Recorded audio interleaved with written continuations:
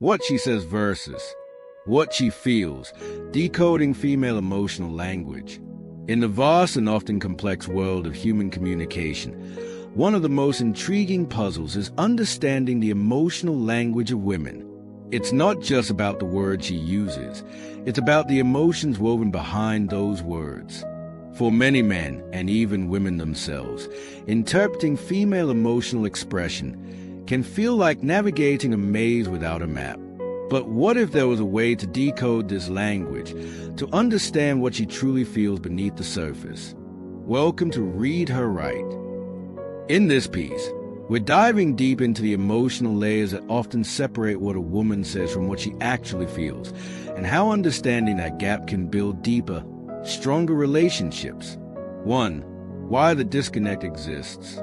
Women are often raised in environments where emotional intelligence is both expected and nuanced. From an early age, many are taught to be empathetic, nurturing, and considerate of others' feelings.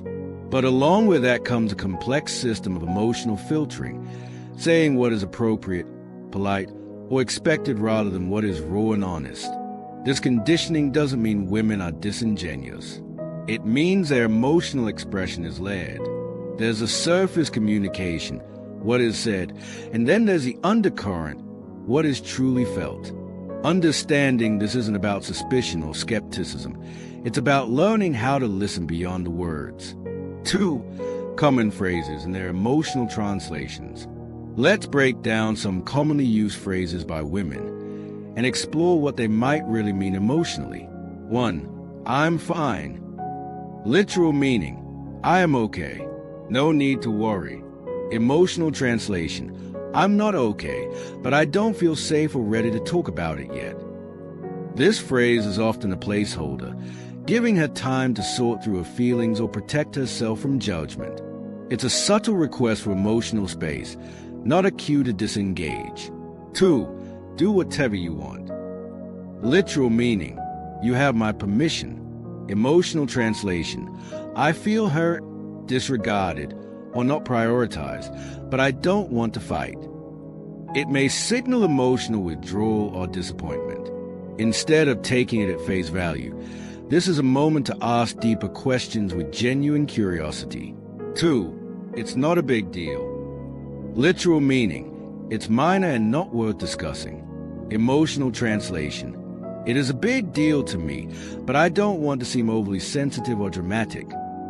Often, she's minimizing her feelings because she fears they won't be understood or respected.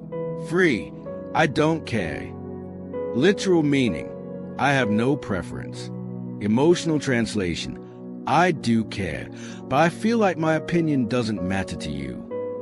This could stem from previous experiences where thoughts were dismissed or undervalued. 4. You don't have to do that. Literal meaning, it's not required. Emotional translation, I want you to want to do it, not feel obligated. This reflects a deep desire for intentional love and effort, not just performative gestures. 3. Understanding the emotional context. Decoding a woman's emotional language requires more than translating her words. It requires understanding the context of her emotions. Ask, what is the emotional tone of the situation? Or what has happened recently that could be influencing her mood? Has she expressed similar concerns in the past? Women often use indirect language not to manipulate but to protect. Emotional safety is crucial. When a woman senses that expressing her full feelings may cause conflict, be dismissed, or lead to emotional punishment, she may resort to softer, more ambiguous language. Creating a safe emotional environment where she feels heard, not judged, is the first step in helping her open up. 4. The role of empathy in decoding. Empathy is your superpower when it comes to decoding female emotional language. It allows you to read between the lines. Notice shifts in body language, tone, or eye contact. Reflect her emotions without trying to fix them immediately. For example, if she says, I'm just tired, but her energy feels heavy and disconnected, respond with, you seem like there's more on your mind than just being tired. Want to talk about it? That one question, asked with kindness, not pressure, can open the door to a deeper emotional conversation. 5. Nonverbal communication, the hidden language. Words are only part of communication. Body language, tone of voice, facial expressions, and even silence speak volumes. A tone of voice, a flat or strained tone, can indicate emotional suppression. Of facial expressions, a forced smile may mask sadness or disappointment. Silence. Sometimes, silence isn't peace. It's a storm brewing underneath. When her words don't match her body language, trust the nonverbal cues. Approach with gentle curiosity rather than confrontation. 6. Creating emotional safety. If a woman feels emotionally unsafe, she won't express her real thoughts. To foster a space where she can be open, consider, or listening without interrupting, or validating her feelings even if you don't fully understand them, or asking clarifying questions instead of making assumptions. Avoiding dismissive phrases like "you're overreacting" or "it's not that serious." When emotional safety is present, what she says becomes closer to what she feels. She won't need to hide behind indirect language. 7. When she opens up, handle with care. If she chooses to open up emotionally, it's not just an act of communication. It's an act of vulnerability.